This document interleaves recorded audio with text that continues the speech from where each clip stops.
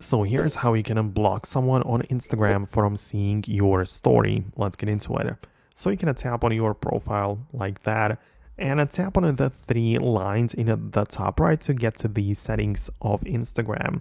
Then from the options which appear, you need to find the hide story and the live button or menu.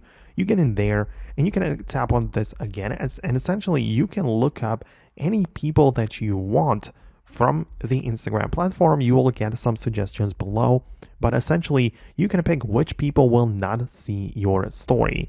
It doesn't mean that they are blocked. You can still interact with them, right? They can still look up your profile and check out your public posts there, but when you publish a story, that account will simply not see it. So you can hide this, and as you can see, obviously it also applies to the live videos if you do that. But yeah, you can just pick the people right here and they will not see your story. But again, it's not like you completely block them because they can still DM you or interact with you in other ways, but it will just limit the story visibility. So that's probably what you wanted to achieve.